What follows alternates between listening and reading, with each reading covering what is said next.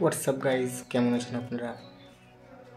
এখন তো জানেন কি গরম পড়ছে, সবার মাথা খারাপ, এত গরম পড়ছে, কোথাও শান্তি নেই।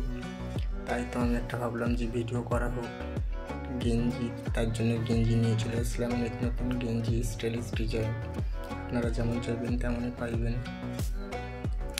তো বিভিন্ন ধরনের ডিজাইন পেয়ে যাবেন, স্টাইলিশ, দেখতে অনেক কুল লাগবে, স্টাইলিশ লাগবে।